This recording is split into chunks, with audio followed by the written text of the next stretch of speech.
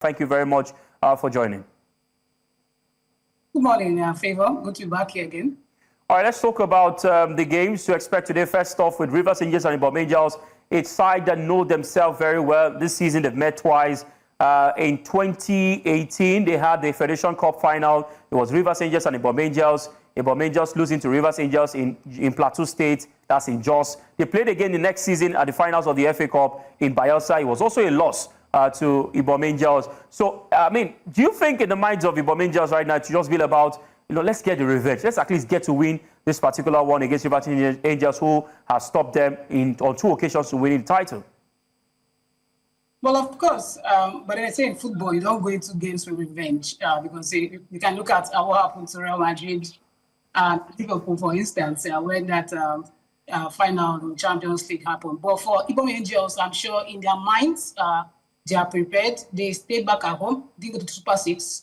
You look at the Rivers Angels finished Super Six on a big form, top form. But then for Ibom Angels, they have a fresh squad, more relaxed, more prepared, rather than flying from Ikenne down to about where the game is taking place. In their minds, they want to get one against Rivers Angels because you can imagine 2017, 2018, where they lost out the final against them. It's a big one for them, but then this is their first time. This is semi-final already. So they beat Rivers Angels, probably they have a chance to win in their first cup finals. All right, Amara, let's talk about the preparations. Rivers Angels were actively involved in the Super Six. Ibom Angels, yes, they've been training, but they were not actively involved in any of a major competition. Who do you think has the advantage going into this fixture? For Ibom Angels, who had time to relax, prepare, and have fresh legs, or for Rivers Angels, who went series of games, play at least in every two days towards this particular game? Well, it's a two-way thing.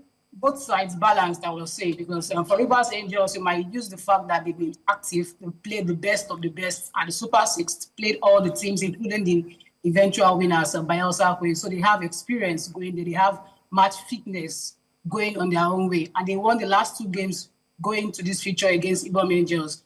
But again, you can also say that fatigue might play, jet lag, maybe road trip, moving from Ikenne down to about where this game is taking place. And then for Ibom Angels themselves, you can talk about the fact that they are more relaxed, didn't play much games, just much training, really fight or play against the best of the best when it comes to the league. So it's a two-way thing. It might actually tend towards Rivers Angels rather having match fitness on their side, or for Ibom Angels having probably less stress over the weekend or over the past 2 weeks for their own side. All right, but before we move to the next game, I would like to get your predictions. Ibom Angels, on paper, Rivers Angels are favorites, but I would like to get your predictions. Ibom Angels against Rivers Angels, who do you think will carry the day at the end of the day? You're putting me on the spot here. You're putting me on the spot here because honestly, for Rivers Angels, they are probably going to get their 10th title because they have 9. They won 9. They're going for the 10th title, and from Ibom Angels, they are still heading for going to getting the first ever title. So if they can move Rivers Angels out of the way in the semi-finals, probably the Nasarawa or Edo Queens for them to battle against in the final. So on paper, you can probably say Rivers Angels using the form they went into. But again, Tosan Blankson said 2 games are not the same thing. If they go with the form they have at the Super Six, Rivers Angels get a chance to make it down to the final again. All right, let's move away from there. Edo Queens, not a happy team at the moment. They lost out, not winning the title. Defending the title, and Nasarawa Amazons, they come up against Nasarawa Amazons, who narrowly also missed out on the title. That's talking about the Super Six. These 2 sides are battered, are pained at the moment. How do you think these games will pan out, Edo Queens and Nasarawa Amazons?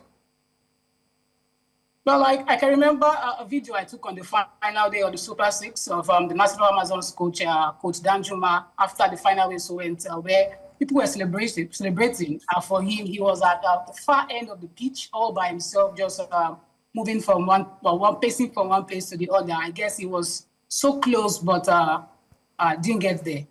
Speaking to him during the pre-match before this game, he said his team had an experience from that Super Six. They were just a win away from clinching the title, and of course, Edo Queens stopped them from doing that. So it's a different ball game. disappointment for both of these two sides because they went to the fight to Kenya for this Super Six and came back without nothing.